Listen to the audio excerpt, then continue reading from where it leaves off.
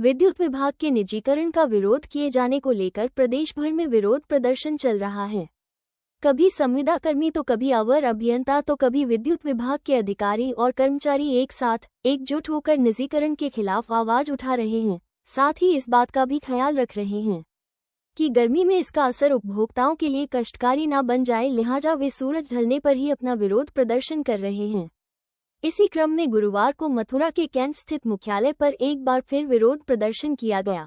इस प्रदर्शन में विभाग के एसडीओ, अवर अभियंता और संविदाकर्मी बड़ी संख्या में मौजूद रहे, जिन्होंने पूरे बिजली घर परिसर विरोध जुलूस निकालते हुए हाथों में तख्तियां अपना विरोध जताया। इसके बाद सभी प्रदर्शनकारियों द्वारा शहर में बाइक रैली भी निकाली गई, जो कि टैंक चौराहा, धौली प्याऊ हाईवे औरंगाबाद से होते हुए शहर में होली गेट तक पहुंची। इस दौरान बाइक सवार सभी विद्युत कर्मी नारेबाजी करते रहे। लगातार निजीकरण को लेकर आपका द्वारा विरोध प्रदर्शन किया जा रहा है, कर्मचारी भी और अधिकारी भी कर रहे हैं। क्या कुछ आगामी कुछ रणनीति तैयार की गई? देखिए, निजीकरण का जो विरोध चल रहा है लगभग 150 दिनों से चल रहा है, इससे ज़्यादा हो गया, लेकिन अभी तक ना ही प्रबंधन को ये बात समझ में आई कि निजीकरण नहीं होना है और न ही माननीय मंत्री जी और सरकार को ये समझ में आए कि निजीकरण ठीक नहीं है। हम लोग लगातार प्रयास करके समझाना चाह रहे हैं कि निजीकरण ना जनता के हित में, ना सरकार के हित में और ना ही एम्प्लॉय के हित में है। किसी के हित में नहीं है, तो ये किया क्यों जा रहा है। आज जो कार्यक्रम हम लोग का 1 तारीख का हो रहा है, 1 मई का, ये बाइक रैली का है। तो अभी तो हम अपने कार्यालय के प्रांगण में एक चक्कर लगाए। अब हम लोग बाइक से जो भी रूट निर्धारित किया गया है, धौलीप्याई होते हुए, टाउनशिप होते हुए, सिविल लाइन होते हुए वापस इसी जगह पे आएंगे, तो बाइक रैली निकालेंगे।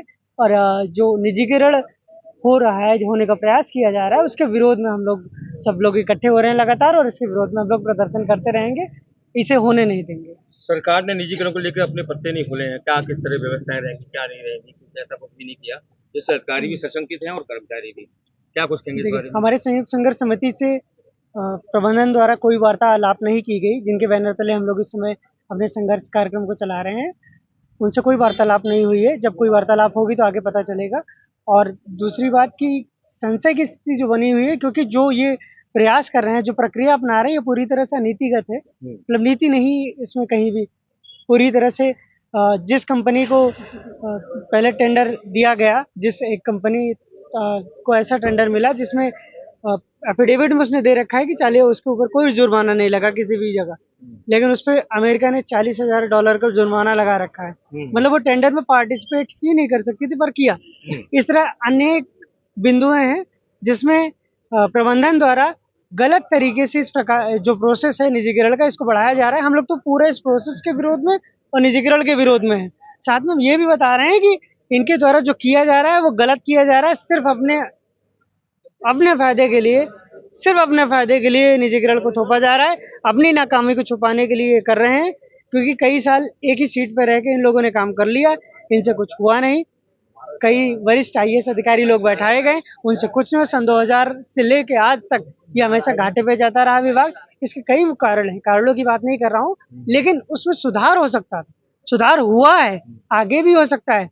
तो जनता को क्यों महंगी बिजली की ओर ढकेलना चाहते हैं, वो भी उचित नहीं है।